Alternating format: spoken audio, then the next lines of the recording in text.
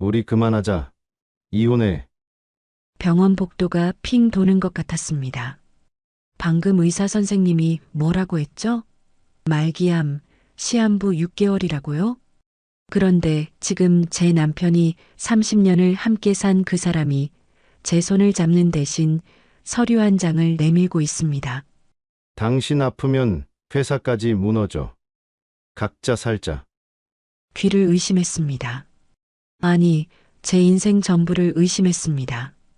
하지만 그날 저는 몰랐습니다. 이게 끝이 아니라는 걸. 사연 시작 전 구독과 좋아요, 그리고 어디에서 듣고 계신지 댓글 남겨주시면 더욱 반갑게 인사드릴게요. 30년 전, 그러니까 제가 28살 때였습니다. 남대문 시장 뒷골목에 떡볶이 포장마차 하나 달랑 차려놓고 전 매일 새벽 4시에 일어났어요. 고추장 푸는 냄새, 어묵 삶는 김, 그리고 겨울바람에 시린 손가락. 지금도 그때 생각하면 코끝이 찡해집니다. 아줌마, 떡볶이 1인분이요. 네, 금방 해드릴게요. 손님 하나하나가 그렇게 고마웠어요. 그 돈 한 푼 한 푼이 남편 대학 등록금이 되고 우리 월세가 되고 그렇게 하루하루를 버텼으니까요. 남편은 그때 야간 대학을 다녔습니다. 낮에는 공장에서 일하고 밤에는 학교 가고 집에 돌아오면 11시가 넘었어요. 전 그때마다 따뜻한 국밥 한 그릇 끓여놓고 기다렸습니다. 여보, 오늘도 수고했어요. 어서 드세요. 정수가 미안해. 내가 돈을 못 벌어서. 무슨 소리예요? 당신만 잘 되면 나는 다 괜찮아요. 그 말이 진심이었습니다. 정말로 남편만 잘 되면 저는 아무것도 바라지 않았어요. 그 사람이 웃으면 저도 행복했고 그 사람이 힘들어하면 제 가슴도 아팠습니다. 그게 사랑이라고 생각했어요. 그게 부부라고 믿었습니다. 남편이 대학을 졸업하고 첫 직장을 잡은 날 저는 시장 포장마차를 접었어요. 이제 당신이 돈 벌 테니까 나는 집에서 살림이나 할게요. 정수가 고생 많았어. 이제 내가 다 책임질게. 그 약속을 믿었습니다. 남편은 작은 무역회사에 들어갔고 몇 년 뒤엔 독립해서 자기 사업을 시작했어요. 그때 필요한 게 사업자 등록이었는데 남편 신용이 안 좋아서 제 이름으로 회사를 만들었습니다. 정수가 미안해. 조금만 참아줘. 회사 자리 잡으면 내 이름으로 바꿀게. 괜찮아요, 여보. 어차피 우리 거 아니에요? 그렇게 서류에 도장 찍고 저는 법적으로 회사 대표가 됐습니다.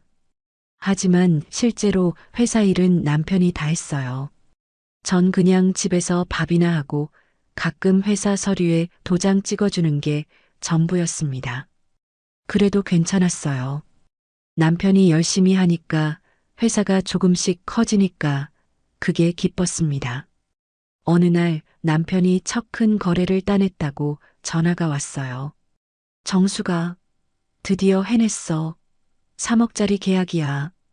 전화기 너머로 들리는 남편 목소리가 그렇게 신날 수가 없었습니다. 전 그날 새벽 3시에 일어나서 김밥을 쌌어요. 단무지, 당근, 시금치, 계란 하나하나 정성스럽게 말아서 20줄을 만들었습니다. 그리고 보온병에 미역국도 끓여 담았어요.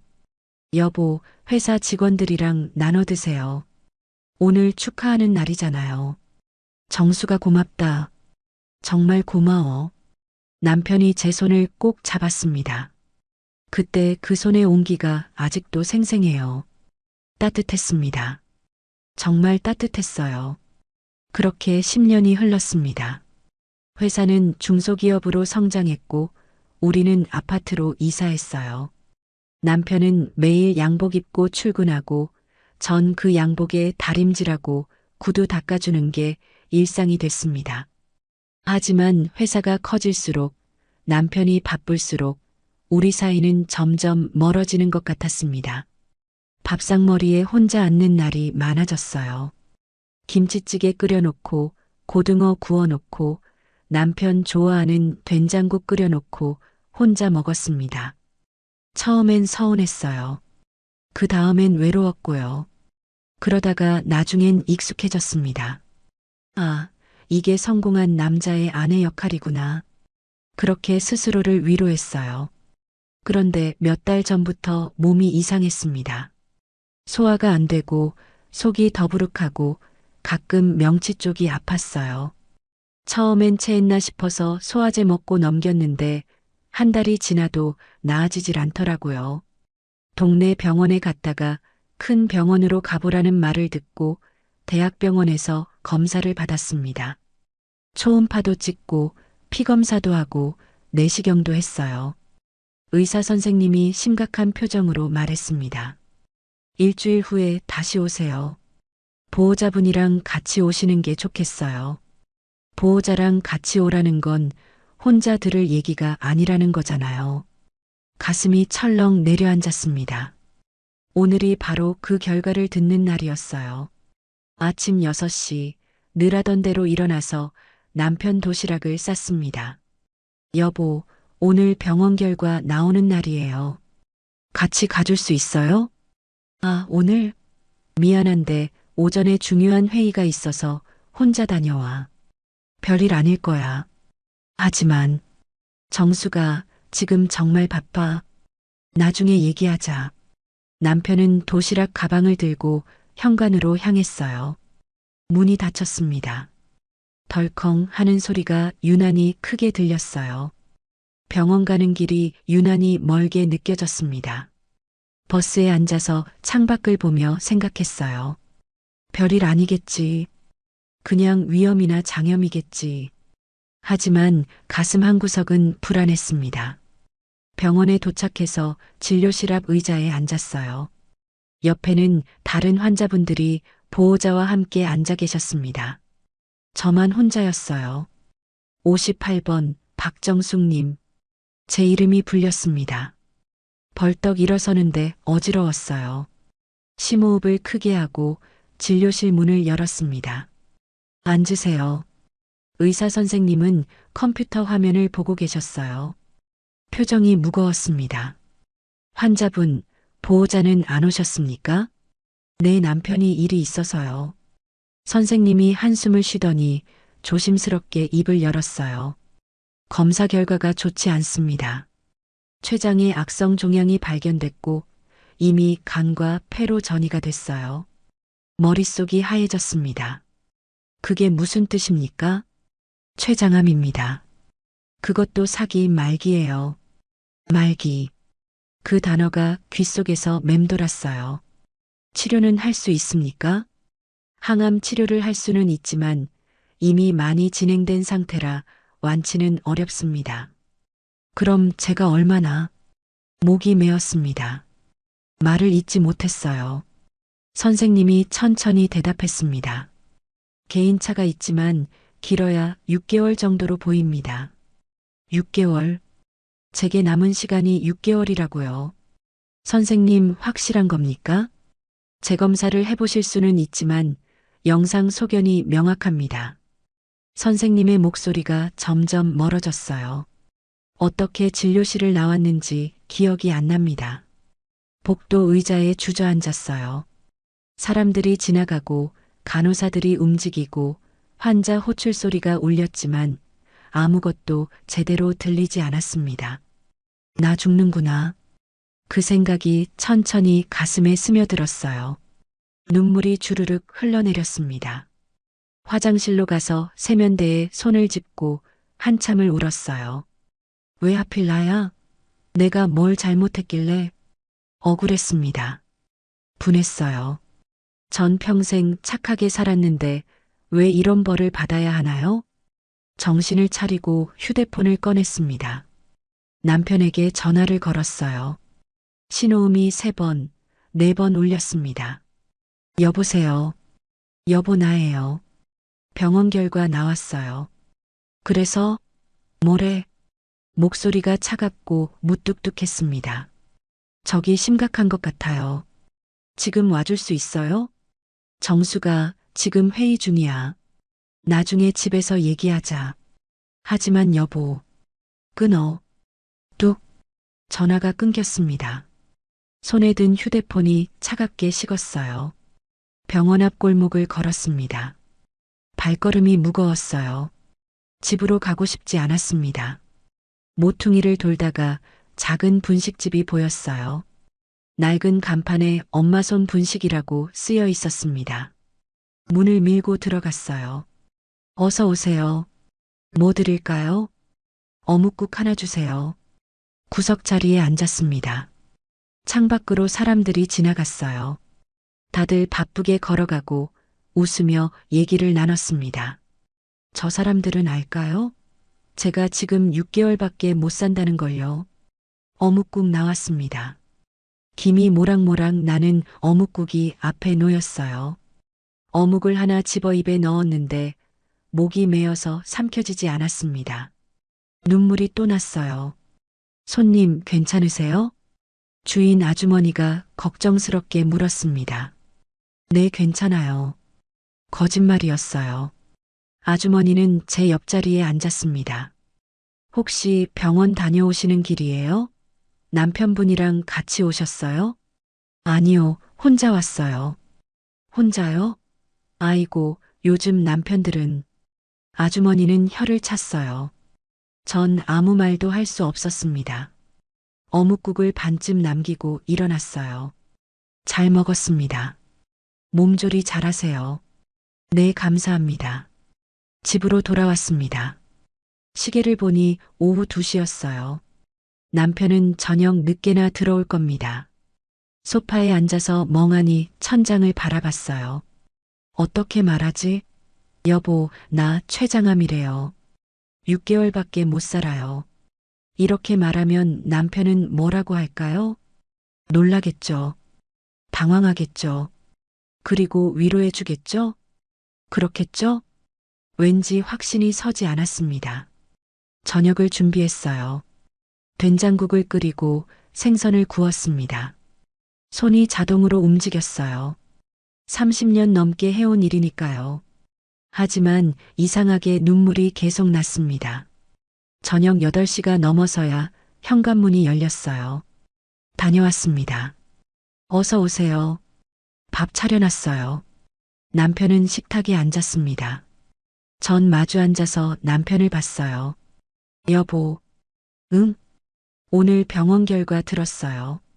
남편이 반찬을 집으며 대답했습니다. 그래서 뭐래? 췌장암이래요. 젓가락이 멈췄어요. 뭐? 말기래요. 6개월 정도 남았대요. 남편은 젓가락을 내려놓았습니다. 그리고 한참을 말이 없었어요. 전 남편의 반응을 기다렸습니다. 놀라줄 거라 생각했어요. 위로해 줄 거라 기대했습니다. 하지만 남편이 입을 연 순간 제 심장은 얼어붙었어요. 회사는 어떡하지? 네. 회사 명의가 당신 이름이잖아. 당신이 죽으면 상속 문제도 복잡해지고 은행 대출도 문제고 믿을 수가 없었습니다. 지금 남편 입에서 나온 말이 회사 걱정이라고요? 여보, 지금 그게 중요한 게 아니라. 남편은 입술을 꽉 깨물더니 자리에서 일어났어요. 잠시 후 가방에서 서류를 꺼내왔습니다. 식탁 위에 서류를 펼쳤어요. 이혼 동의서. 뭐예요, 이게? 미안하지만 우리 그만하자. 이혼해. 당신이 지금 무슨 말을. 당신 아프면 회사까지 무너져. 각자 살자. 그게 서로한테 나아. 30년을 함께 살았잖아요. 목소리가 떨렸습니다. 그래, 고마웠어. 근데 이제 끝이야. 남편의 눈에는 동정도 미안함도 없었습니다. 그저 차갑고 계산적인 눈빛뿐이었어요. 여보, 제발 이러지 말아요. 정수가 감정적으로 생각하지 마. 현실적으로 봐. 서류와 도장이 제 앞에 놓였습니다. 남편은 더 이상 아무 말도 하지 않았어요. 그냥 방으로 들어가 버렸습니다. 전 그 자리에 한참을 앉아 있었어요. 식탁 위에 밥그릇들이 식어갔습니다.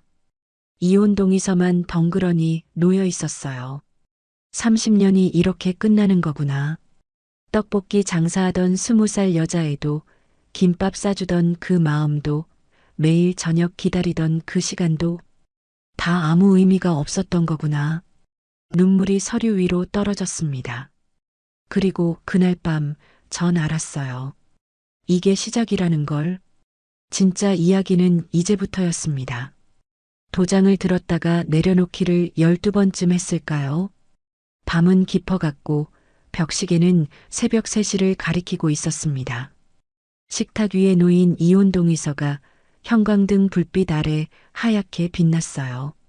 전 그 서류를 바라보며 생각했습니다. 정말 찍어야 하나? 이게 맞는 건가? 하지만 달리 방법이 없었어요. 남편 방에서는 코 고는 소리가 들렸습니다. 그 사람은 잠들었어요. 제가 밤새 여기 앉아서 울고 있는데 편히 잠들었습니다. 그제야 알았어요. 아, 이 사람한테 나는 이미 없는 거구나. 21살 때였습니다. 처음 남편을 만난 날이요. 친구 소개로 만났는데 남편은 가난했지만 꿈이 컸어요. 나 언젠가 꼭 사업가 될 거야. 큰 돈 벌어서 당신 편하게 해줄게. 그 말이 너무 멋있어 보였습니다. 가난해도 괜찮았어요. 꿈이 있으니까요. 전 그 꿈을 믿었습니다. 그 사람과 함께라면 뭐든 할 수 있을 것 같았어요. 결혼하고 첫 10년은 정말 힘들었습니다. 남편은 공장에서 일했고 전 시장에서 떡볶이를 팔았어요.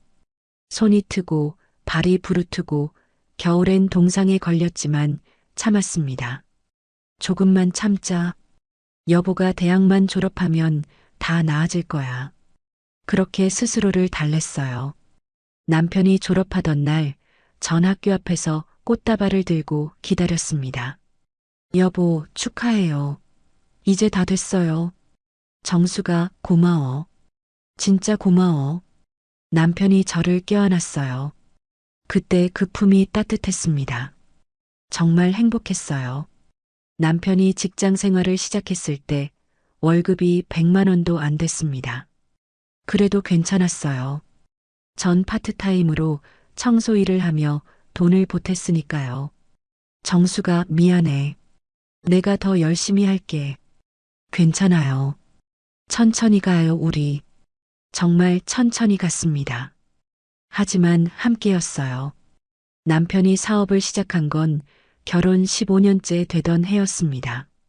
정수가 나 독립하려고 작은 무역회사 차릴 거야. 정말요? 드디어 당신 꿈을 이루는 거네요. 응. 근데 문제가 있어. 무슨 문제요? 내 신용이 안 좋아서 사업자 등록을 못해. 은행에서 대출 받을 때도 문제고. 남편은 머리를 극적이며 말했어요. 그래서 말인데 당신 이름으로 회사 만들어도 될까? 제 이름으로요? 응. 법적으로는 당신이 대표가 되는 거야. 물론 실제 일은 내가 다 할 거고. 조금만 도와줘. 망설여지지 않았습니다. 당연하죠. 어차피 우리 거 아니에요? 제 이름 쓰세요. 정말 고마워. 회사 자리 잡으면 바로 내 이름으로 바꿀게. 그렇게 저는 민호무역 대표이사가 됐어요. 서류상으로만요. 실제로는 남편이 모든 걸 결정했고 전 그냥 집에서 밥이나 하고 가끔 회사 서류에 도장만 찍어줬습니다. 여보, 이 서류에 도장 좀 찍어줘. 네, 알겠어요. 묻지도 않았어요. 뭐 하는 서류인지, 얼마짜리 계약인지. 그냥 남편이 시키면 도장 찍었습니다. 믿었으니까요. 우리는 부부니까요. 회사는 점점 커졌습니다. 직원도 10명, 20명, 30명으로 늘었어요. 사무실도 작은 원룸에서 빌딩 한 층으로 이사했습니다. 남편은 바빠졌어요. 아침 일찍 나가서 밤늦게 들어왔습니다. 여보, 요즘 너무 무리하는 거 아니에요? 괜찮아. 지금이 중요한 시기야. 건강 챙기세요. 제가 보약 지어드릴게요. 응, 고마워. 전 한약방에 가서 비싼 보약을 지었어요. 6개월치에 200만 원이었지만 아깝지 않았습니다. 남편 건강이 제일 중요했으니까요. 매일 아침 보약 한 첩씩 끓여서 남편에게 챙겨줬어요. 여보, 보약 드세요. 응. 남편은 받아 마시고 바로 나갔습니다. 고맙다는 말도 미안하다는 말도 없었어요.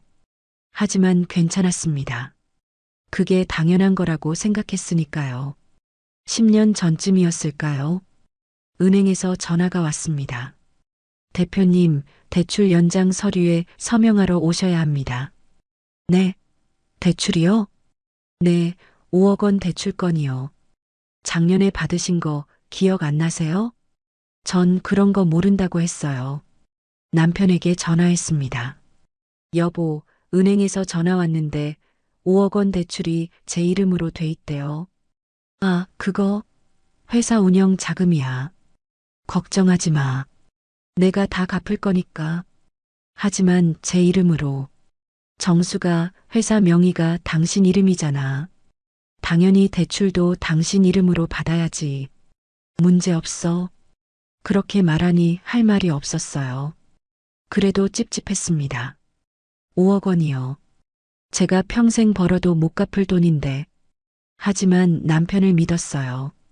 회사가 잘 되고 있다고 했으니까요. 실제로도 잘 되는 것 같았습니다. 남편은 수입 좋은 차를 샀고 우리는 더 넓은 아파트로 이사했어요. 정수가 고생 많았어.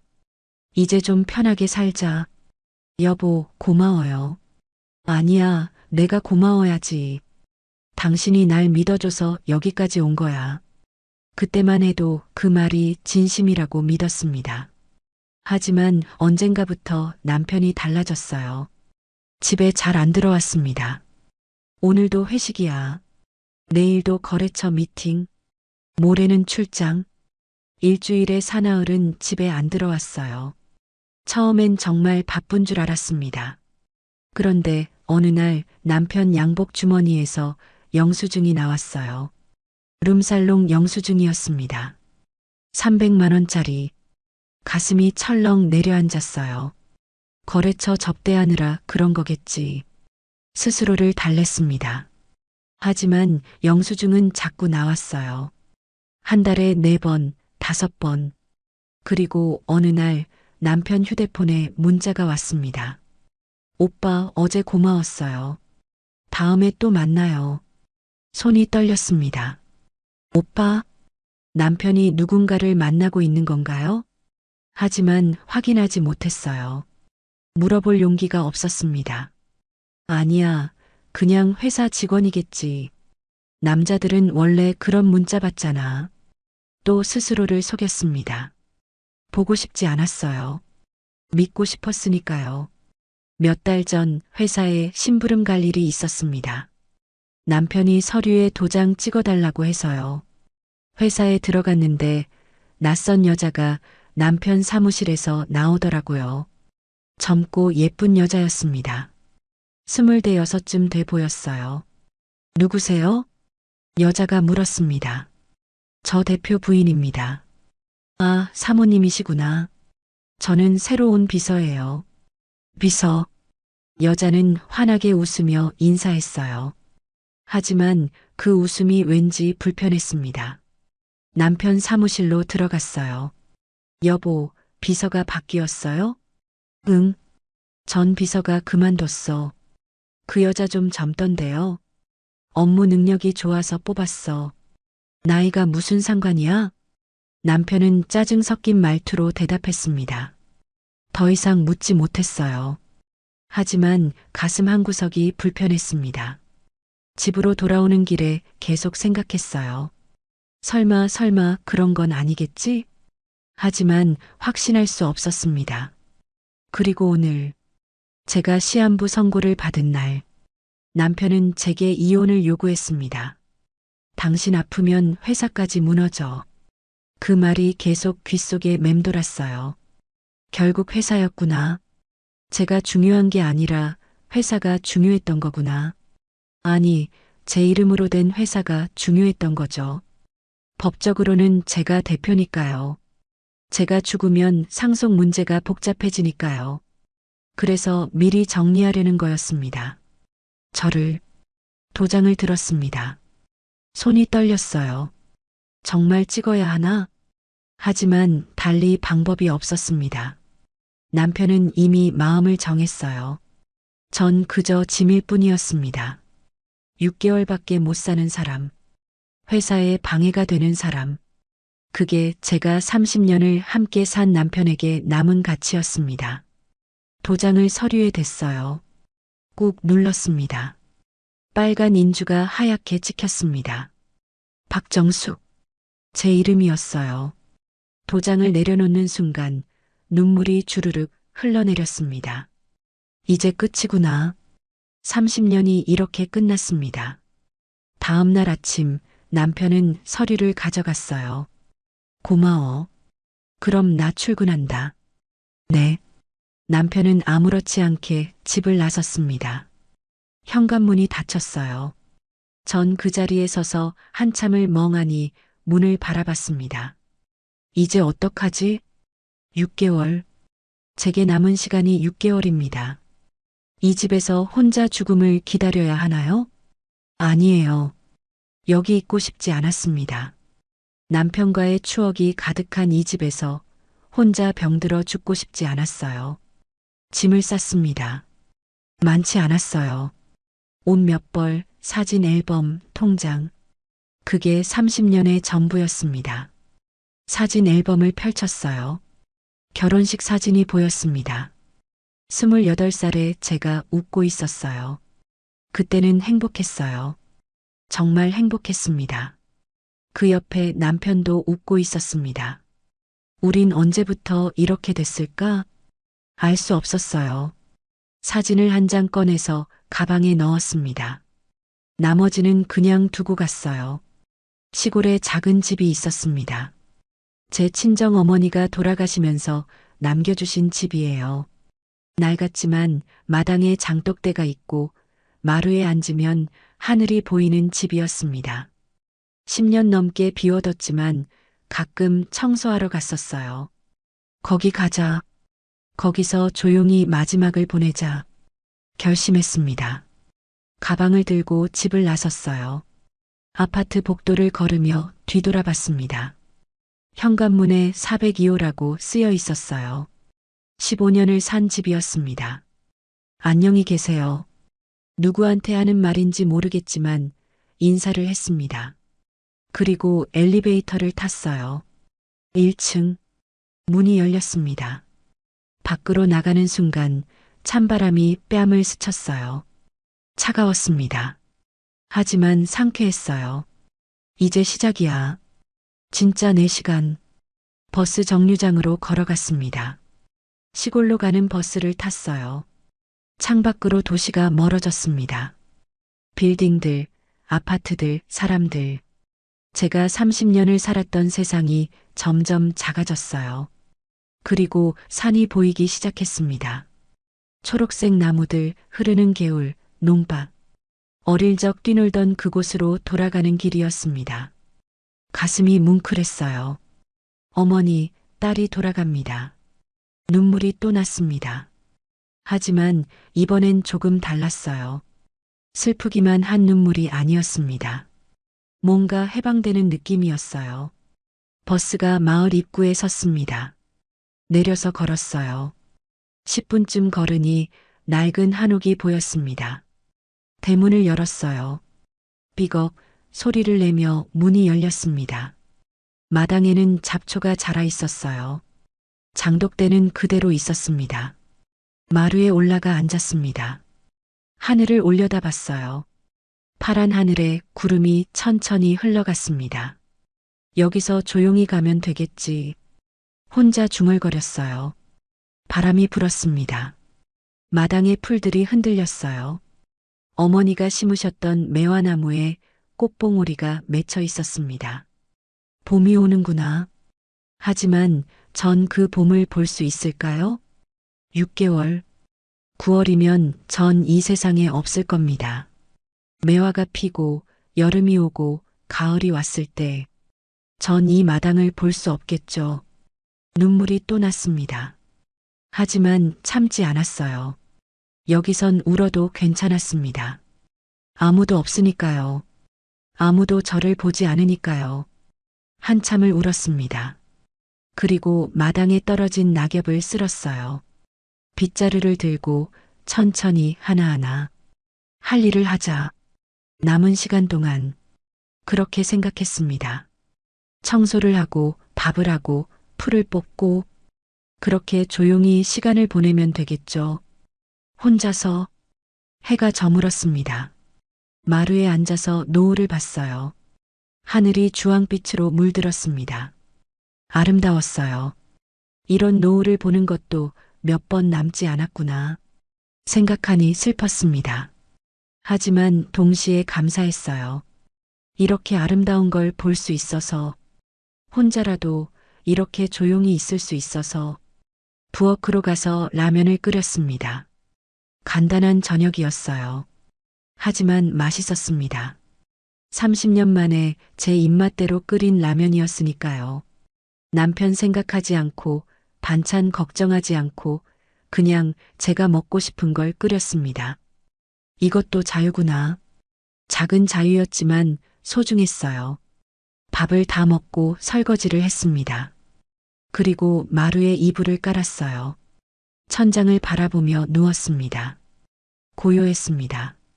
도시의 소음도 남편의 코 고는 소리도 없었어요. 그냥 고요했습니다. 이제 어떻게 될까? 내일은 뭘 할까? 모레는? 일주일 후엔? 알 수 없었어요. 하지만 괜찮았습니다. 천천히 가면 되니까요. 혼자서 조용히 그렇게 제 마지막 시간이 시작됐습니다. 장독대 뚜껑을 열자 구수한 냄새가 코끝을 스쳤습니다. 어머니가 담그신 된장이었어요. 10년이 넘었는데도 곰팡이 하나 없이 깨끗했습니다. 숟가락으로 한 스푼 떠서 맛봤어요. 짭짤하고 구수했습니다. 어머니 손맛이네. 눈물이 났어요. 이 맛을 잊고 살았구나. 30년 동안 시골에 온 지 이틀째 되는 날이었습니다. 낯선 집, 낯선 고요함. 하지만 이상하게 편안했어요. 아침에 눈을 뜨면 새소리가 들렸고 창문을 열면 산 냄새가 났습니다. 도시에서는 느낄 수 없던 것들이었어요. 마당을 쓸고 마루를 닦고 그렇게 하루를 보냈습니다. 할 일이 없었지만 괜찮았어요. 더 이상 누군가를 위해 살지 않아도 되니까요. 사흘째 되는 날 누군가 대문을 두드렸습니다. 거기 누구 있어요? 낯선 목소리였어요. 문을 여니 할머니 한 분이 서 계셨습니다. 순이네 딸이지? 정숙이 맞아? 네, 맞아요. 아이고, 내가 옆집 사는 김할머니야. 어렸을 때 많이 봤는데. 할머니는 반가운 얼굴로 웃으셨어요. 언제 왔어? 혼자? 네, 어제 왔어요. 남편은? 혼자 왔어요. 할머니는 제 얼굴을 자세히 보시더니 한숨을 쉬셨습니다. 얼굴이 많이 상했네. 힘든 일 있었지? 대답하지 못했어요. 목이 메었습니다. 나 좀 봐봐. 할머니는 보자기를 풀었어요. 반찬 좀 만들었는데 나눠 먹으려고. 혼자 사니까 반찬하기 힘들지? 김치, 나물, 멸치볶음이 들어 있었습니다. 할머니 감사합니다. 뭘? 이웃끼리 당연한 거지. 할머니는 잠깐 앉았다 가셨어요. 더 묻지 않으셨습니다. 그냥 옆에 계셨어요. 그게 위로가 됐습니다.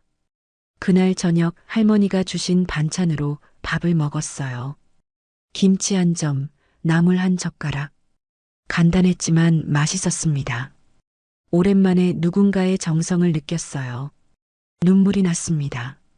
사람의 온기가 이렇게 따뜻한 거였구나. 30년 동안 잊고 살았던 것 같았어요. 나흘째 되는 날 장독대 된장으로 찌개를 끓였습니다. 냄비에 된장을 풀고 물을 붓고 감자와 호박을 넣었어요. 보글보글 끓는 소리가 부엌에 울렸습니다. 구수한 냄새가 퍼졌어요. 어릴 적 어머니가 끓여주시던 그 냄새였습니다. 국자로 한 숟가락 떠서 맛봤어요. 어머니, 가슴이 뭉클했습니다. 이 맛이었어요. 제가 잊고 살았던 맛. 남편 입맛에 맞춰 요리하느라 제 입맛은 잊어버렸었습니다. 하지만 여기선 달랐어요. 제가 먹고 싶은 걸 끓이고 제 입맛대로 간을 맞췄습니다. 그게 이렇게 행복한 일인 줄 몰랐어요. 일주일이 지났습니다. 할머니는 이틀에 한 번씩 반찬을 가져다 주셨어요. 정수가 어제 만든 건데 먹어봐. 할머니 감사합니다. 뭘? 혼자 먹기 많으니까. 할머니는 오래 계시지 않았습니다. 그냥 반찬 놓고 잠깐 앉았다가 가셨어요.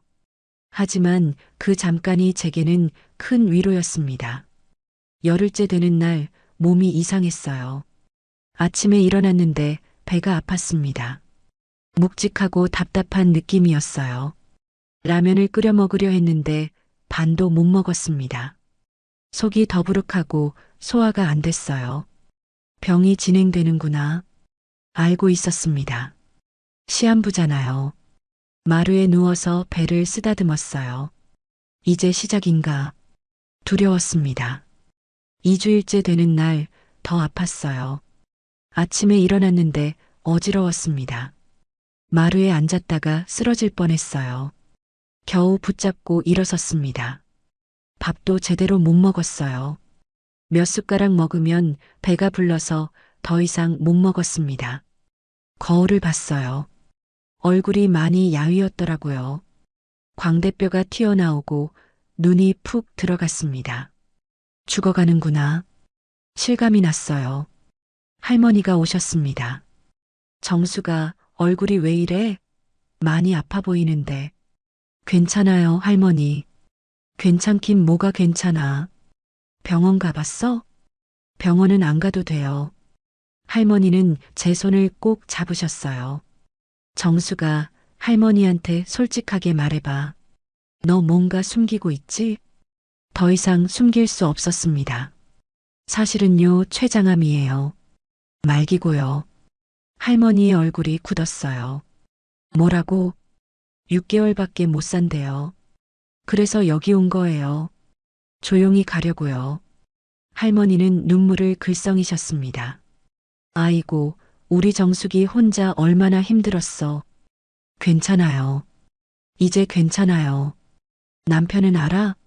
알아요. 알고 이혼하자고 했어요. 할머니는 입술을 깨물었어요. 그 나쁜 놈. 이제 상관없어요. 전 그냥 여기서 조용히 있을 거예요.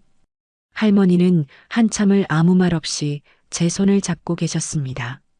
3주째 되는 날 우편함을 열었어요.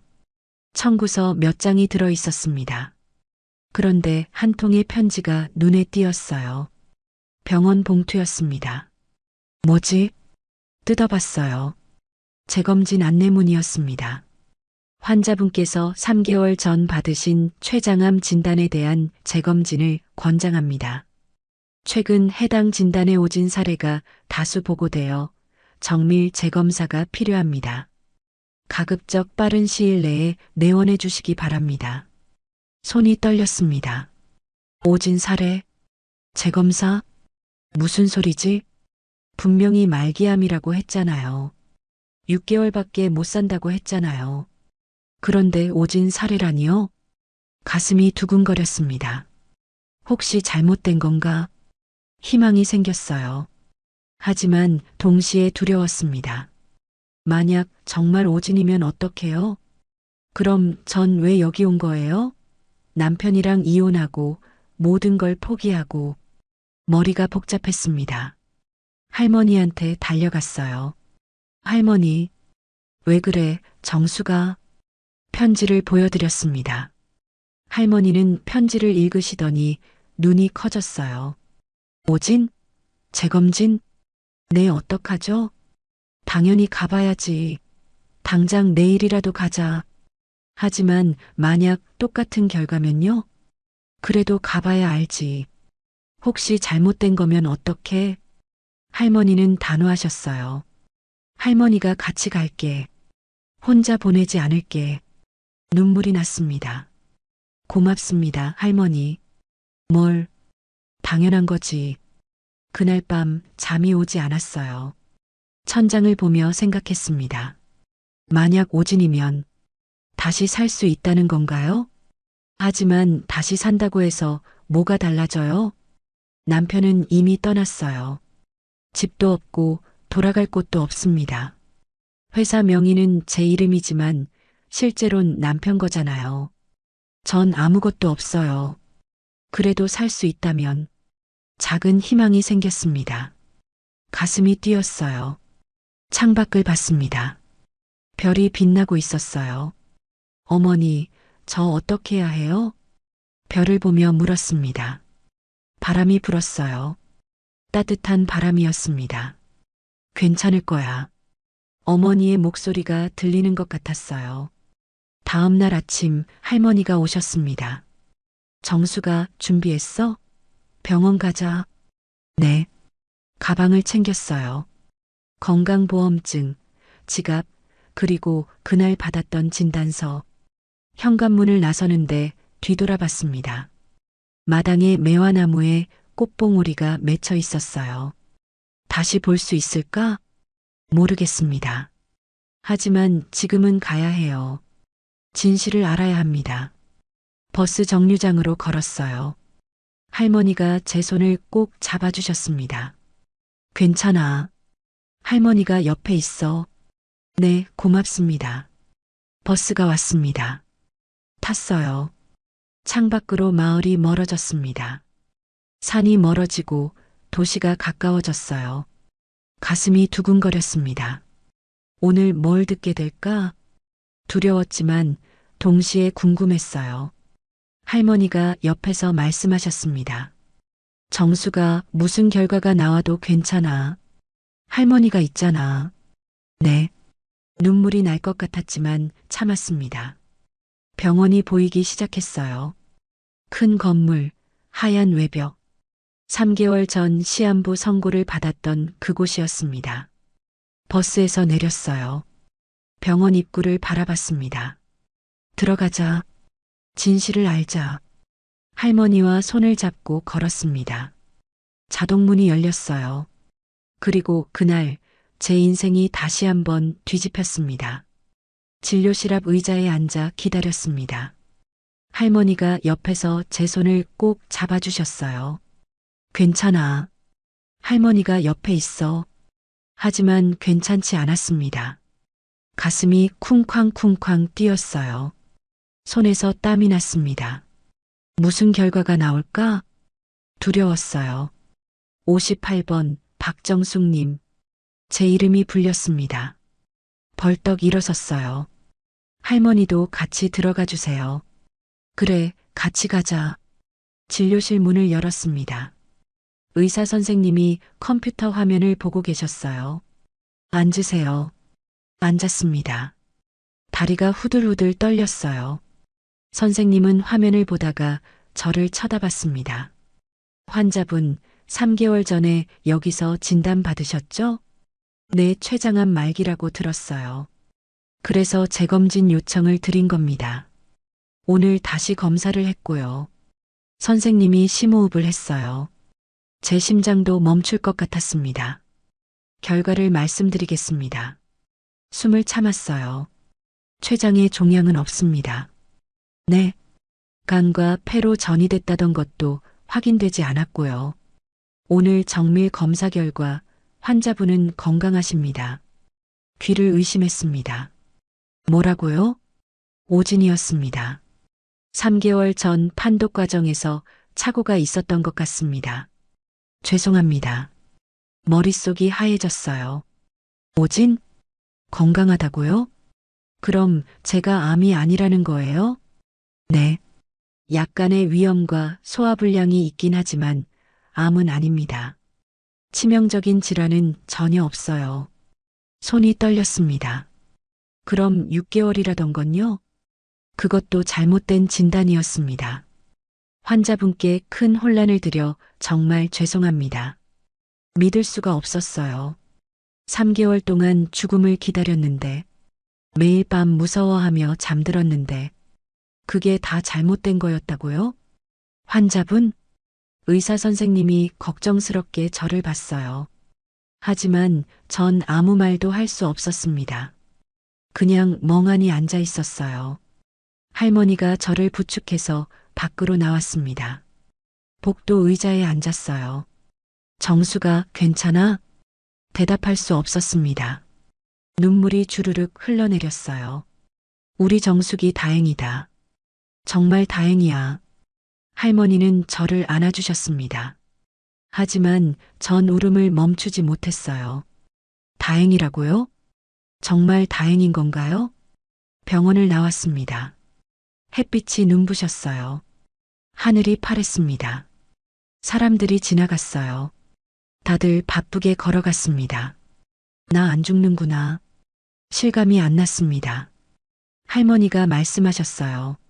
정수가 밥 먹자. 기운 차려야지. 할머니, 전 어떡해요? 뭘 어떡해? 살면 되지. 하지만 전 이미 모든 걸 포기했어요. 남편이랑 이혼하고 집 나왔고 할머니는 제 손을 꼭 잡았어요.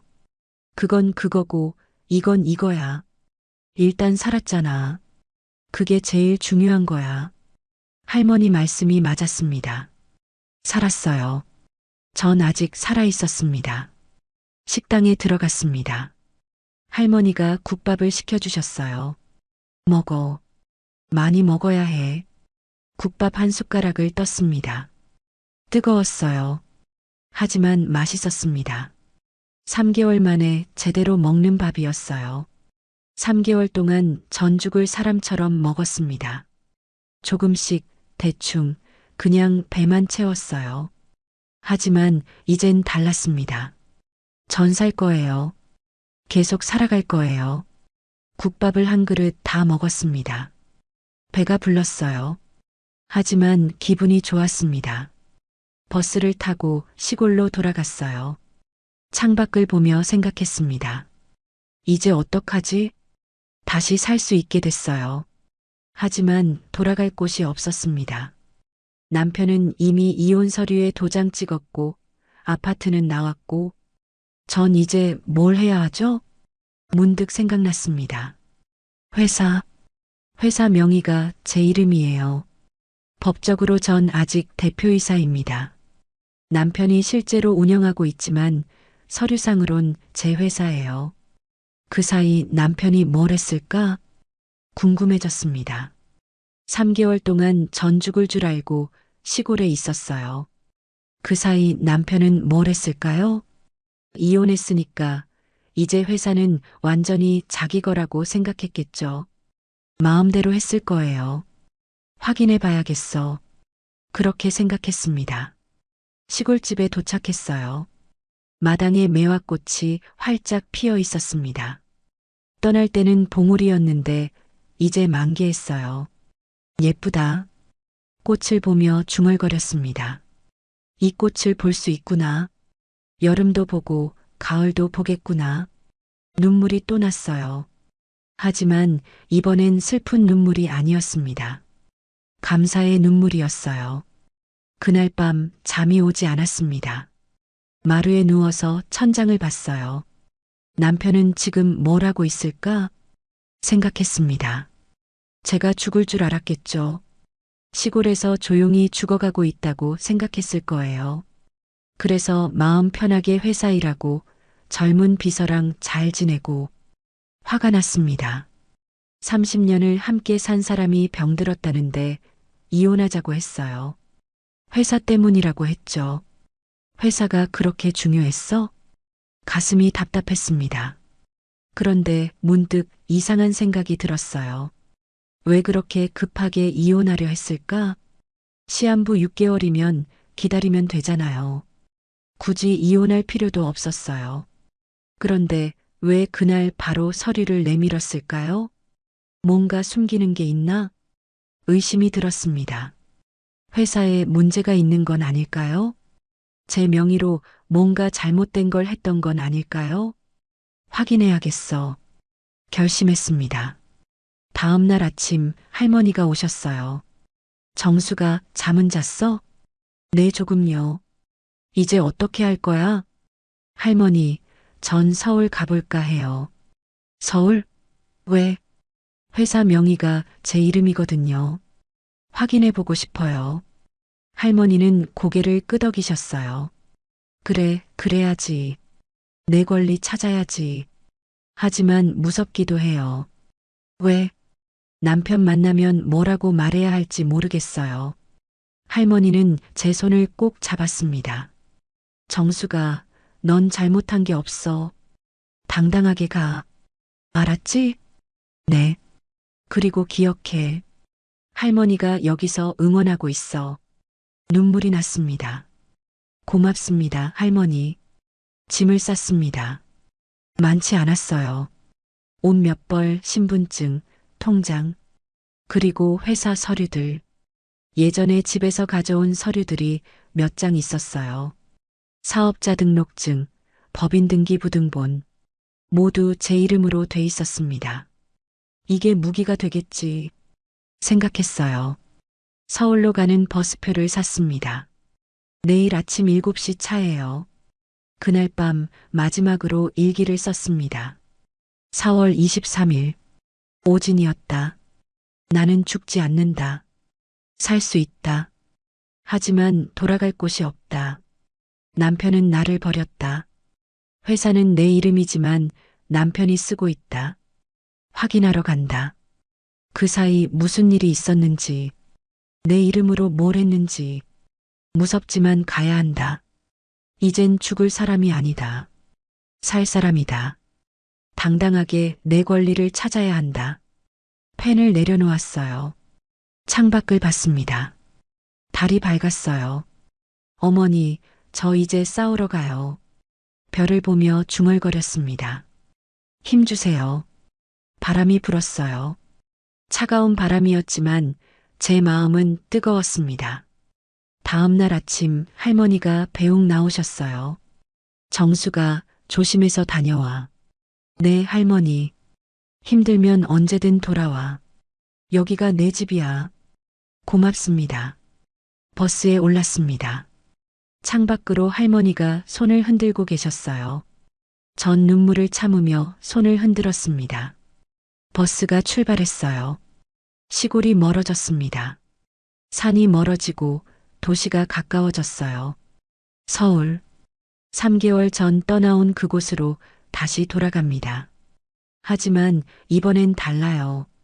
죽으러 가는 게 아니에요. 싸우러 가는 겁니다. 제 것을 찾으러, 진실을 확인하러. 창밖을 보며 다짐했어요. 남편, 당신이 뭘 했는지 다 확인할 거예요. 내 이름으로 뭘 했는지, 회사를 어떻게 썼는지. 그리고 주먹을 꽉 쥐었습니다. 내 거 다시 찾을 거예요. 버스는 계속 달렸습니다. 서울로, 진실을 향해, 그리고 복수를 향해. 회사 건물 앞에 섰습니다. 15년을 드나들던 곳인데 낯설었어요. 유리문에 비친 제 모습을 봤습니다.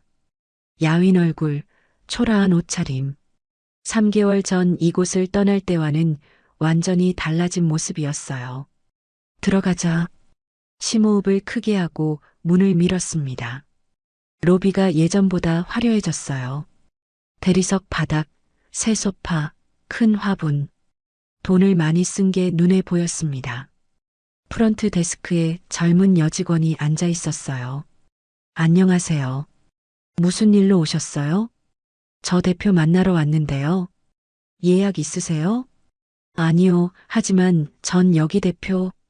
말을 잇지 못했습니다. 법적으론 제가 대표예요. 하지만 말할 수 없었어요.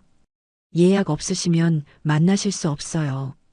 여직원의 목소리가 차갑게 느껴졌습니다. 그럼 회장님이라도. 회장님도 마찬가지예요.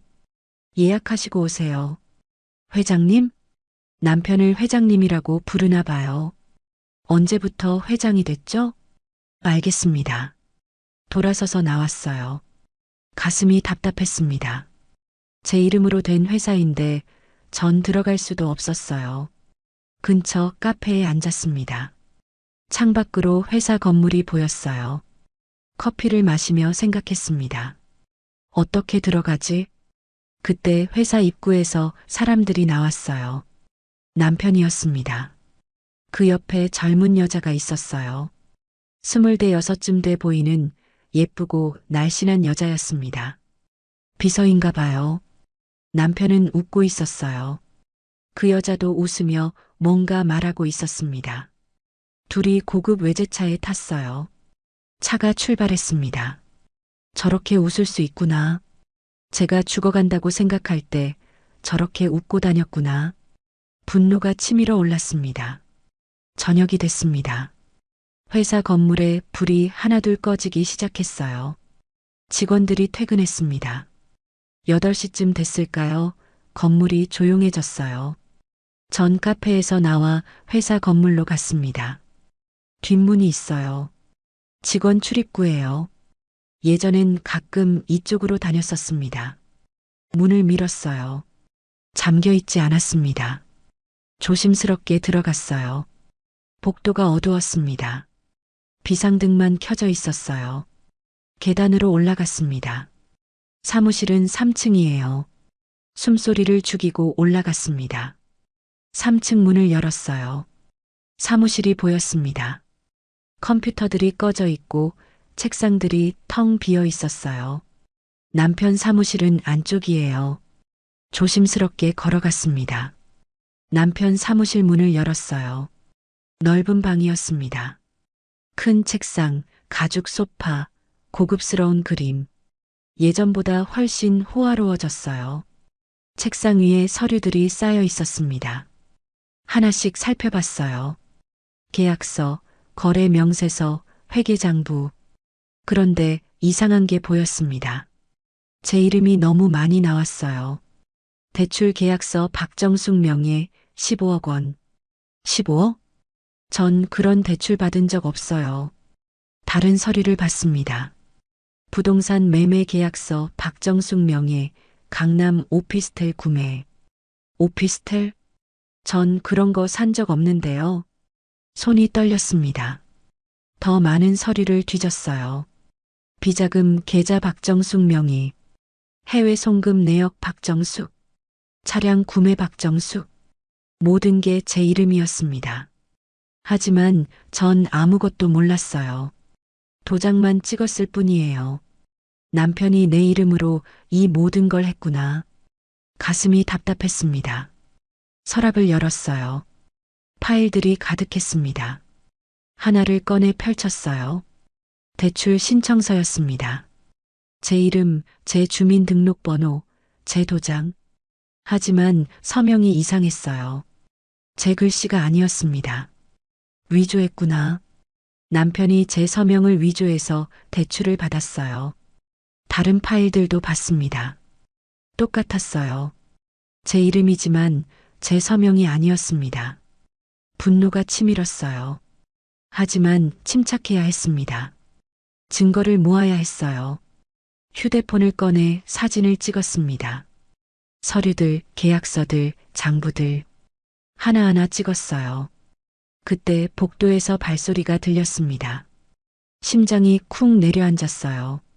불을 끄고 책상 밑에 숨었습니다. 문이 열렸어요. 남편 목소리가 들렸습니다. 여기 좀 더워. 창문 열어줘. 여자 목소리도 들렸어요. 네, 회장님. 젊은 비서였습니다. 둘이 사무실로 들어왔어요. 전 책상 밑에서 숨을 죽였습니다. 오늘 거래 잘 끝났어. 수고했어. 회장님 덕분이에요. 나중에 보너스 줄게. 감사합니다. 둘의 대화가 이어졌어요. 그나저나 박정숙 그 여자 어떻게 됐을까? 남편이 제 이름을 불렀습니다. 비서가 대답했어요. 시골에서 죽어가고 있겠죠. 췌장암 말기라며요? 그래, 다행이야. 귀찮은 일 하나 없어진 거지. 이혼도 했으니 이제 완전히 회장님 거네요. 응. 명의만 정리하면 돼. 다 내 이름으로 바꿀 거야. 근데 명예 바꾸려면 본인 동의 필요하지 않아요? 남편이 웃었어요. 죽으면 상속이잖아. 조금만 기다리면 돼. 가슴이 얼어붙었습니다. 제가 죽기를 기다리고 있었어요. 그래야 모든 게 자기 거가 되니까요. 똑똑하시네요, 회장님. 당연하지. 30년 참았어. 이제 내 차례야. 둘이 웃었습니다. 전 책상 밑에서 이를 악물었어요. 눈물이 났지만 참았습니다. 얼마 후 둘이 나갔습니다. 문이 닫혔어요. 전 한참을 그대로 있었습니다. 다리가 저려서 움직일 수가 없었어요. 겨우 기어 나왔습니다. 바닥에 주저앉아 울었어요. 30년을 참았다고? 제가 남편을 위해 희생한 30년이 남편에겐 참은 시간이었나 봐요. 제 이름으로 돈을 벌고 제 명의로 재산을 쌓고 그러면서 제가 죽기를 기다렸어요. 너무 비참했습니다. 하지만 동시에 분노가 치밀었어요. 아직 안 죽었어요. 일어섰습니다. 휴대폰을 다시 꺼내 남은 서류들을 찍었어요. 모든 증거를 다 모았습니다. 회사를 나왔습니다. 밤 공기가 차갑게 느껴졌어요. 하지만 머리는 맑았습니다. 이제 알았어요. 남편이 왜 그렇게 급하게 이혼하려 했는지. 제 명의로 불법 거래를 했으니까요. 대출도 받고 비자금도 만들고 해외로 돈도 빼돌렸어요. 제가 죽으면 모든 게 상속으로 남편 거가 돼요. 하지만 제가 살아서 나중에 알게 되면 문제가 생기죠. 그래서 이혼한 겁니다. 법적으로 남남이 되면 책임도 없어지니까요. 영리하네요, 여보. 비웃음이 나왔어요. 하지만 한 가지 계산 착오가 있었어요. 전 아직 살아있다는 거. 그리고 모든 명의가 아직 제 이름이라는 거. 다음 날 아침 법무법인을 찾아갔습니다. 인터넷으로 찾은 곳이에요. 어떻게 오셨습니까? 변호사가 물었습니다. 상담 받고 싶어요. 회사명의 문제로요. 서류들을 꺼내 보여줬어요. 변호사는 하나하나 살펴보더니 눈썹을 찌푸렸습니다. 이건 심각한데요. 네. 여기 보세요. 명의 도용, 서명 위조, 불법 대출 형사처벌 대상입니다. 그럼 어떻게 해야 해요? 일단 증거를 더 확보해야 합니다. 그리고 은행 거래 내역, 회사 장부, 세무 자료. 변호사가 차근차근 설명했어요. 전 메모하며 들었습니다. 그리고 국세청에 제보할 수도 있습니다. 국세청요? 네. 비자금이 있다면 탈세 혐의도 있을 겁니다. 세무조사 들어가면 다 드러나죠. 가슴이 두근거렸습니다. 그래, 그거야. 세무조사. 남편이 제일 무서워하는 게 그거예요. 변호사 사무실을 나왔습니다. 햇빛이 따뜻했어요. 하늘이 파랬습니다. 이제 시작이야. 결심했습니다. 남편이 저한테 한 짓 다 돌려줄 거예요. 제 이름으로 쌓은 재산 다 찾아올 거예요. 불법으로 빼돌린 돈 전부 밝혀낼 거예요. 주먹을 꽉 쥐었습니다. 당신 기다려요. 제가 죽었다고 생각했죠? 아니에요. 살아 돌아왔어요. 그리고 이제 당신 차례예요. 그날 밤 모텔방에서 노트북을 켰습니다. 은행 사이트에 로그인했어요. 제 명의 계좌들을 확인했습니다. 모르는 계좌가 5개나 있었어요. 잔액을 봤습니다. 12억 원. 손이 떨렸습니다. 이게 다 제 명의예요. 하지만 전 모르는 돈이었어요. 거래 내역을 봤습니다. 해외 송금, 부동산 구매, 고급차 구매. 남편이 제 이름으로 다 한 거예요. 화면을 캡처했습니다. 증거예요. 전부 증거가 될 거예요. 며칠 동안 증거를 모았습니다. 은행 내역, 부동산 등기부, 차량 등록증. 모두 제 이름이었지만 전 아무것도 몰랐던 것들이었어요. 변호사한테 다시 갔습니다. 이 정도면 충분합니다. 변호사가 말했어요. 고소할 수 있어요? 물론입니다. 명예도용, 문서 위조, 횡령 여러 가지 죄목이 성립합니다. 그럼 바로 진행해 주세요. 알겠습니다. 그리고 국세청 제보도 하시겠어요? 망설이지 않았습니다. 네, 해주세요. 변호사가 고개를 끄덕였어요. 준비하겠습니다. 모텔로 돌아와 침대에 누웠습니다. 천장을 봤어요. 이제 곧 시작되겠지. 세무조사, 고소장, 경찰 조사. 남편의 인생이 무너질 거예요. 제가 무너졌던 것처럼. 하지만 후회는 없었습니다. 남편이 먼저 한 짓이니까요. 창밖을 봤어요. 서울의 야경이 반짝였습니다. 이제 알았어요, 여보. 당신이 왜 그렇게 급하게 이혼하려 했는지, 내 이름으로 뭘 했는지, 그리고 주먹을 꽉 쥐었습니다. 이제 그 대가를 치를 거예요. 천벌은 하늘이 아니라 제가 내릴 겁니다. 경찰서 민원실 앞에 섰습니다. 손에 든 고소장이 무거웠어요. 변호사가 옆에서 말했습니다. 괜찮으세요? 네, 괜찮아요. 거짓말이었어요. 떨렸습니다. 하지만 해야 했어요. 문을 열고 들어갔습니다. 고소장 접수하러 왔습니다. 경찰관이 서류를 받아봤어요. 피고소인이 남편분이시네요? 네, 전 남편이에요. 명예도용, 문서 위조, 횡령 심각하네요. 경찰관은 서류를 꼼꼼히 읽었습니다. 증거자료 있으세요?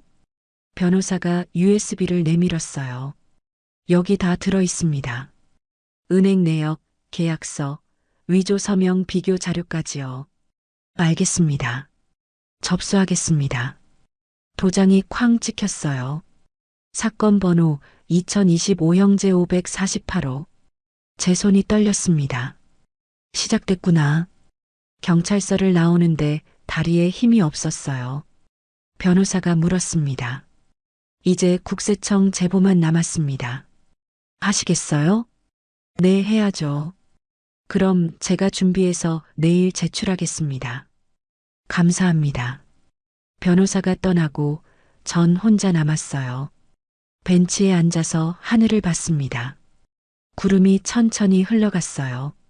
여보, 이제 당신 차례예요. 중얼거렸습니다. 사흘이 지났습니다. 모텔방에서 기다렸어요. 변호사한테 전화가 왔습니다. 부인, 국세청에서 연락 왔어요. 세무조사 들어간답니다. 언제요?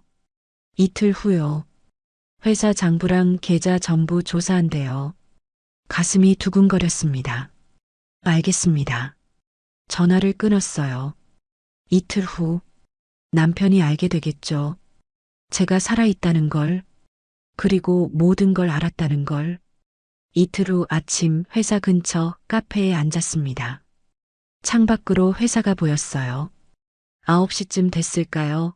검은색 승합차 2대가 멈춰 섰습니다. 국세청 직원들이었어요. 가방을 들고 회사 안으로 들어갔습니다. 심장이 쿵쾅거렸어요. 시작됐구나. 10분쯤 지나니 경찰차도 왔어요.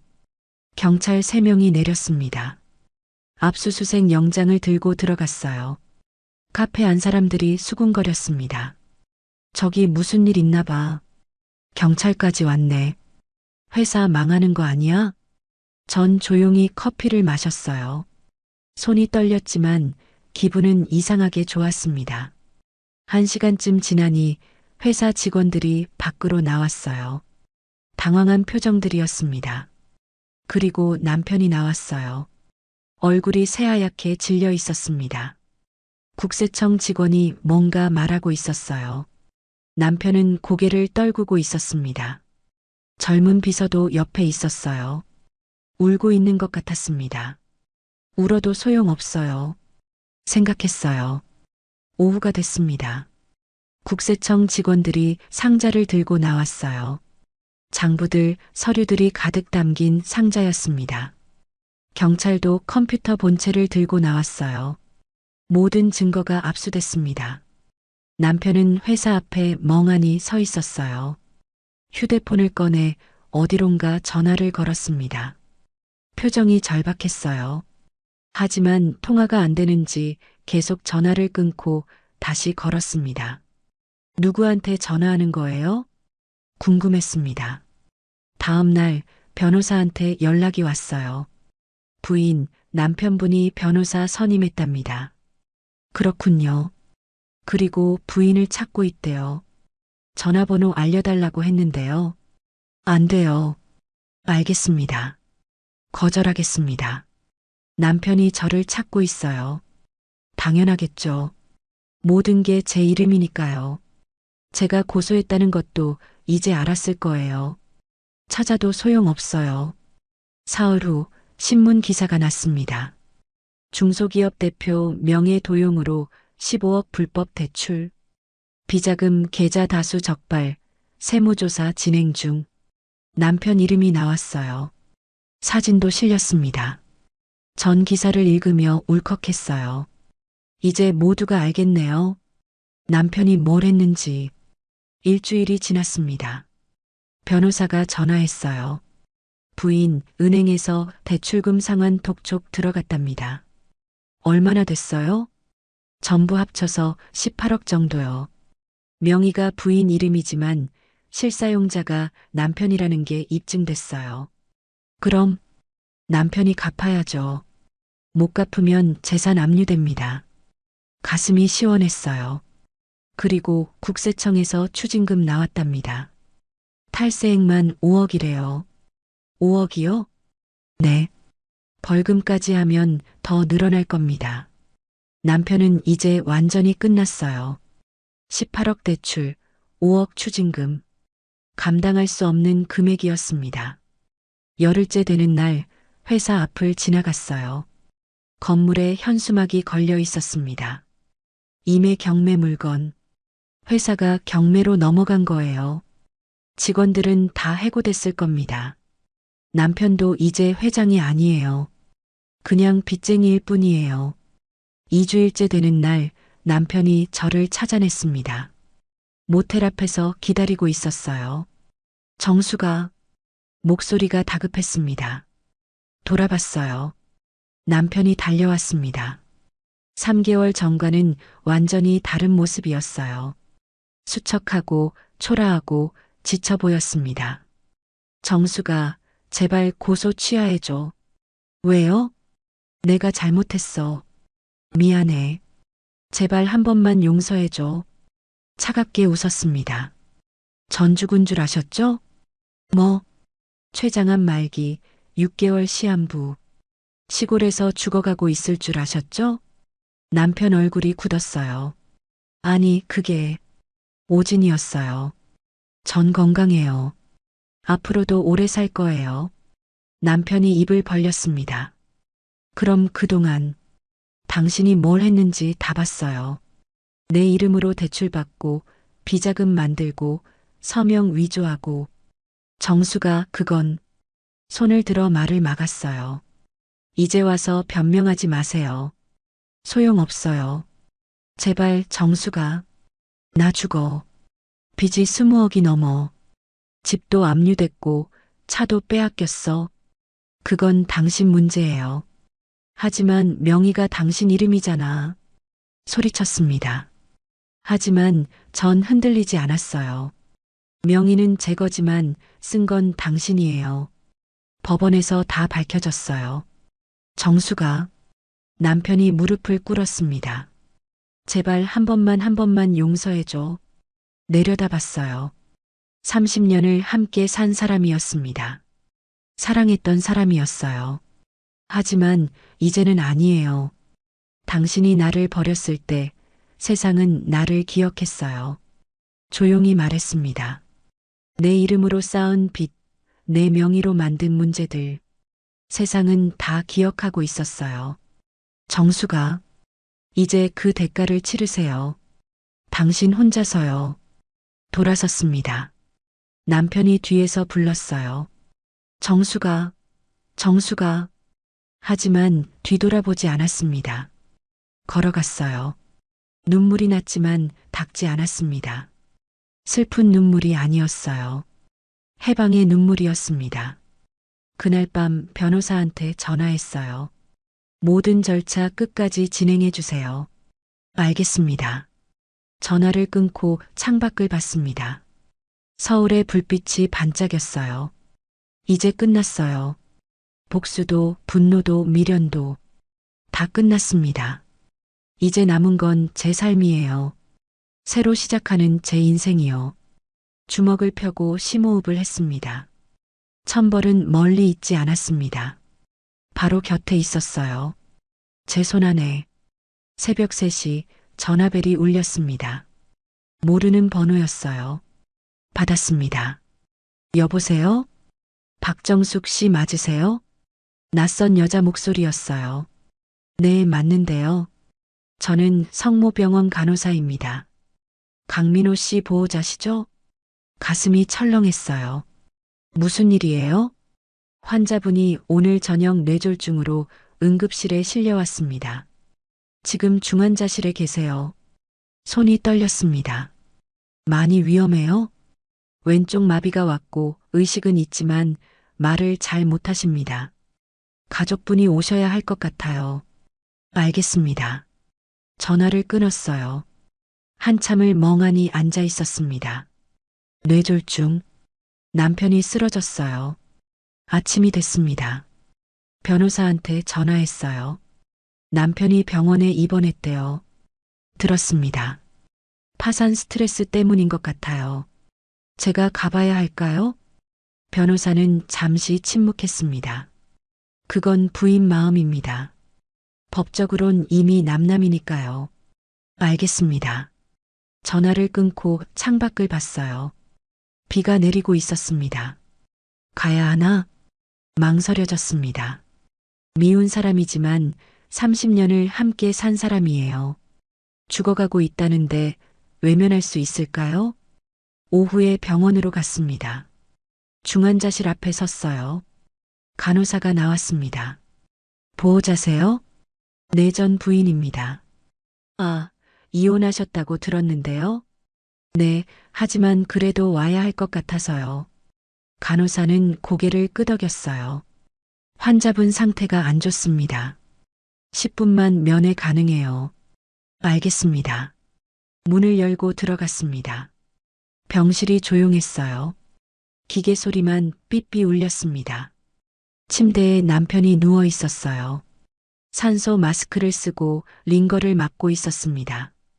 얼굴이 반쪽 기울어져 있었어요. 왼쪽 팔은 움직이지 못하는 것 같았습니다. 가까이 다가갔어요. 남편이 눈을 떴습니다. 저를 봤어요. 눈물이 주르륵 흘러내렸습니다. 말을 하려고 했지만 발음이 안 됐어요. 입만 벌렸다 닫았다 반복했습니다. 가슴이 아팠어요. 의자를 당겨 앉았습니다. 남편이 손을 뻗었어요. 떨리는 오른손이었습니다. 전 그 손을 잡지 않았어요. 그냥 바라만 봤습니다. 남편이 계속 뭔가 말하려 했어요. 알아들을 수 없었지만 알 것 같았어요. 미안하다고 하는 거겠죠. 용서해달라고 하는 거겠죠. 침묵이 흘렀습니다. 한참 후 입을 열었어요. 왜 그랬어요? 조용히 물었습니다. 남편이 눈을 감았어요. 눈물이 볼을 타고 흘러내렸습니다. 30년이요. 우리 30년을 함께 살았잖아요. 남편이 고개를 저었어요. 아니라는 듯이 전 당신을 사랑했어요. 정말로요. 목이 메었습니다. 떡볶이 팔 때도 김밥 쌀 때도 혼자 밥 먹을 때도 그래도 괜찮았어요. 당신만 행복하면 됐으니까요. 남편이 손으로 얼굴을 가렸어요. 어깨가 떨렸습니다. 울고 있었어요. 근데 당신은요? 전 당신한테 뭐였어요? 대답이 없었습니다. 그냥 이용할 사람? 명예 빌려줄 사람? 죽기만 기다리면 되는 사람? 남편이 고개를 세차게 저었어요. 손을 뻗어 제 손을 잡으려 했습니다. 미안. 겨우 한 단어가 나왔어요. 하지만 전 손을 빼지 않았어요. 그냥 가만히 있었습니다. 용서해달라고 하실 거죠? 남편이 고개를 끄덕였어요. 눈물이 멈추지 않았습니다. 전 한숨을 쉬었어요. 용서요? 천천히 말했습니다. 전 이미 당신을 잃었어요. 남편이 눈을 크게 떴어요. 제가 암 선고 받았을 때 당신은 이혼 서류를 내밀었죠. 그날 전 당신을 잃었어요. 내가 병든 건 몸이 아니었어요. 당신에 대한 믿음이었어요. 남편 얼굴이 일그러졌습니다. 30년 동안 쌓은 믿음이 하루아침에 무너졌어요. 그게 얼마나 아픈지 아세요? 남편이 눈을 감았어요. 이제 와서 용서를 구해도 소용없어요. 이미 다 끝났으니까요. 일어섰습니다. 가방을 챙겼어요. 잘 계세요. 돌아서는데 남편이 손을 뻗었어요. 필사적으로 뭔가 말하려 했습니다. 하지만 전 돌아보지 않았어요. 문으로 걸어갔습니다. 으아! 뒤에서 울음소리가 들렸어요. 하지만 멈추지 않았습니다. 문을 열고 나갔어요. 복도를 걸었습니다. 눈물이 흘러내렸어요. 슬픈 건지 후회되는 건지 알 수 없었습니다. 그냥 눈물만 났어요. 엘리베이터를 탔습니다. 1층. 문이 열렸어요. 밖으로 나갔습니다. 비가 그쳤어요. 하늘이 개고 있었습니다. 햇살이 구름 사이로 비쳤어요. 병원 앞 벤치에 앉았습니다. 한참을 멍하니 앉아 있었어요. 이제 정말 끝이구나. 남편과의 인연이 완전히 끝났습니다. 30년이 이렇게 끝나는 거예요. 가슴이 텅 빈 것 같았어요. 하지만 동시에 가벼웠습니다. 더 이상 미련도 분노도 없었어요. 그냥 끝이었습니다. 휴대폰이 울렸어요. 시골에서 할머니였습니다. 정수가 잘 있어? 네, 할머니. 언제 돌아와? 곧 갈게요. 그래, 기다릴게. 조심해서 와. 네, 고맙습니다. 할머니. 따뜻한 목소리였어요. 저를 기다리는 사람이 있었습니다. 돌아갈 곳이 있었어요. 버스터미널로 갔습니다. 시골행표를 샀어요. 창밖으로 서울이 멀어졌습니다. 빌딩들, 사람들, 차들. 제가 30년을 살았던 곳이었어요. 하지만 이제는 아니에요. 새로운 곳으로 갑니다. 새로운 시작을 향해 시골에 도착했어요. 할머니가 마을 입구에서 기다리고 계셨습니다. 정수가, 할머니, 달려가서 안겼어요. 할머니가 제 등을 토닥였습니다. 수고했어. 많이 힘들었지? 네, 힘들었어요. 이제 됐어. 다 끝났어. 눈물이 났습니다. 할머니 품에서 한참을 울었어요. 집으로 돌아왔습니다. 마당에 매화나무를 봤어요. 꽃은 다 지고 잎이 돋아났더라고요. 여름이 오고 있었습니다. 전 그 여름을 볼 수 있어요. 가을도, 겨울도, 그 다음 봄도 계속 살아갈 겁니다. 마루에 앉아 하늘을 봤어요. 구름이 천천히 흘러갔습니다. 어머니, 이제 괜찮아요. 중얼거렸어요. 전 이제 자유예요.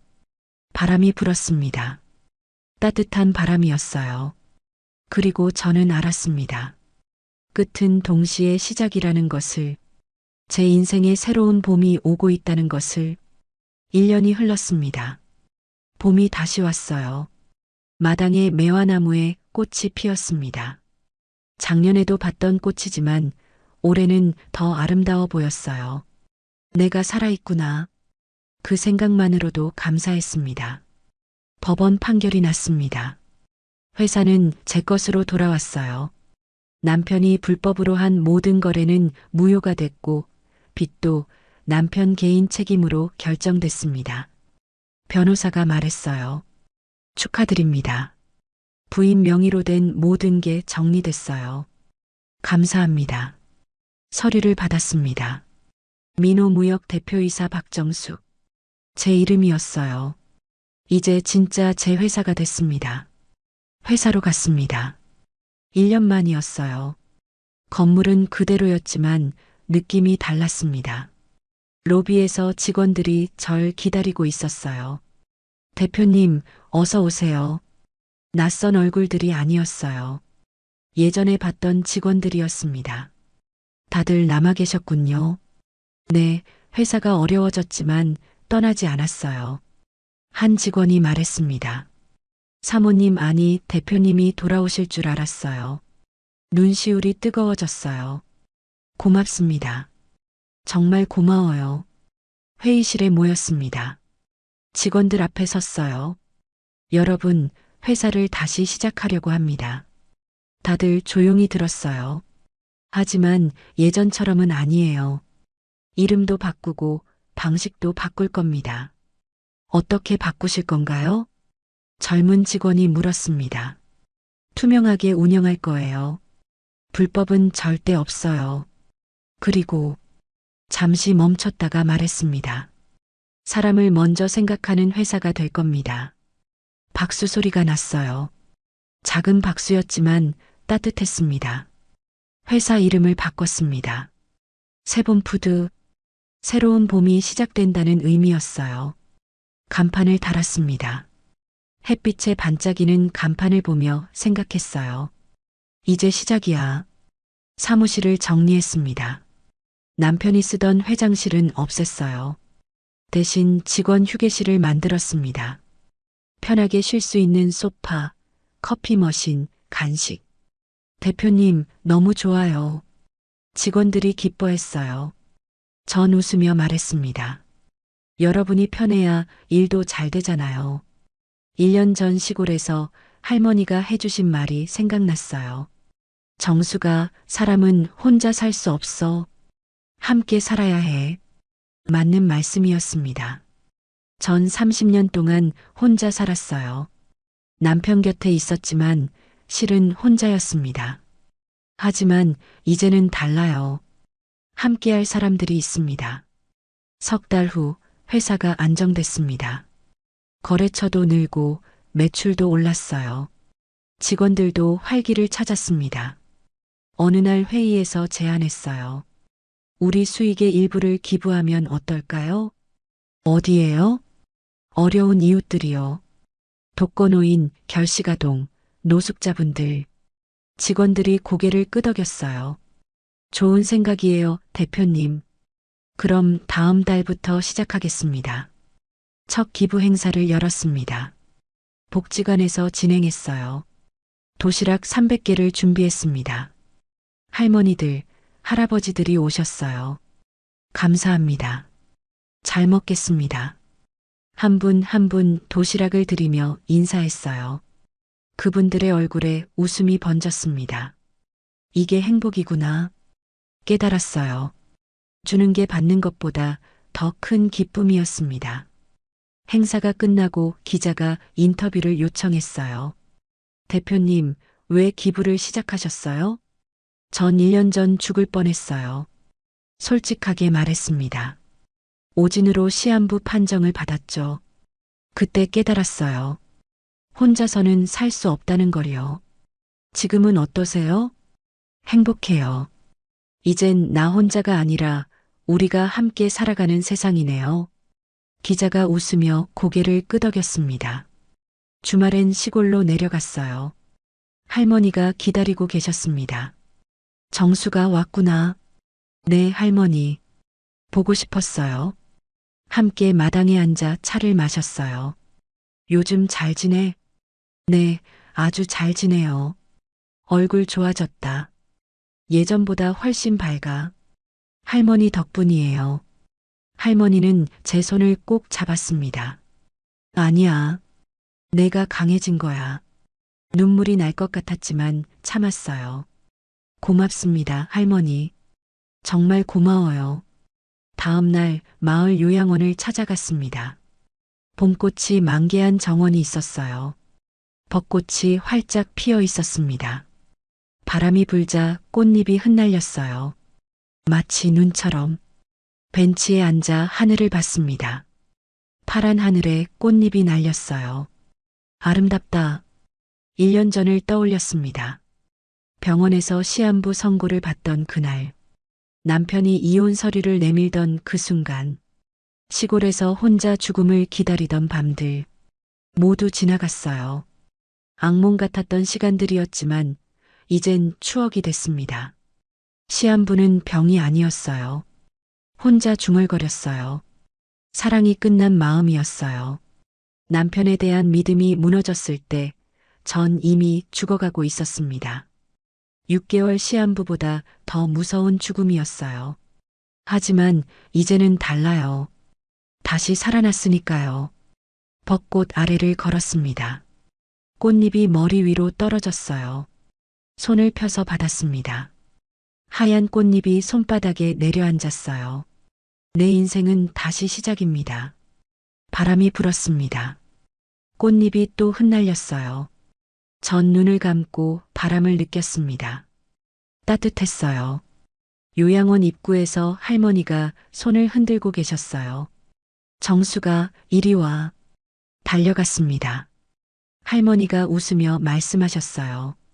오늘 저녁은 내가 된장찌개 끓여줄게. 할머니 된장찌개 제일 맛있어요. 그럼 어서 가자. 손을 잡고 걸었습니다. 할머니의 손이 따뜻했어요. 저녁을 먹으며 생각했습니다. 행복은 멀리 있지 않았구나. 이렇게 누군가와 밥을 먹고 차를 마시고 꽃을 보는 것. 그게 행복이었어요. 돈도 명예도 큰 회사도 아니었습니다. 그냥 이렇게 함께 있는 것. 그게 전부였습니다. 밤이 됐습니다. 마루에 누워 별을 봤어요. 수없이 많은 별들이 반짝였습니다. 어머니, 보고 계세요? 별을 보며 물었어요. 딸이 이제 괜찮아요. 정말 괜찮아요. 바람이 불었습니다. 어머니의 대답 같았어요. 잘했어, 정수가. 정말 잘했어. 눈물이 났습니다. 하지만 슬픈 눈물이 아니었어요. 감사의 눈물이었습니다. 다음 날 아침 서울로 돌아갔습니다. 출근하는 길에 꽃집을 들렀어요. 직원들 줄 꽃을 샀습니다. 대표님, 이게 뭐예요? 그냥 고마워서요. 여러분이 함께 해줘서요. 직원들이 환하게 웃었어요. 사무실에 꽃향기가 퍼졌습니다. 점심시간 창밖을 봤습니다. 사람들이 바쁘게 지나갔어요. 저도 저렇게 바쁘게 살았었죠. 남편 뒷바라지 하느라, 회사 서류에 도장 찍느라. 하지만 이제는 달라요. 제 인생을 살고 있어요. 누군가를 위한 인생이 아니라 저를 위한 인생. 그게 이렇게 소중한 줄 몰랐습니다. 퇴근 후 공원을 걸었습니다. 벚꽃이 만개했어요. 사람들이 사진을 찍고 웃고 이야기를 나눴습니다. 전 벤치에 앉아 그 광경을 봤어요. 살아있다는 게 이렇게 좋은 거구나. 모든 순간이 선물 같았습니다. 집으로 돌아와 일기를 펼쳤습니다. 마지막 페이지에 썼어요. 1년이 지났다. 나는 살아있다. 행복하다. 시한부는 병이 아니었다. 사랑이 끝난 마음이었다. 이제 나는 자유다. 새로운 봄이 왔다. 내 인생의 봄이. 펜을 내려놓았습니다. 창밖을 봤어요. 달이 밝았습니다. 별들이 반짝였어요. 심호흡을 했습니다. 그리고 미소 지었습니다. 이제 시작이니까요. 진짜 제 인생이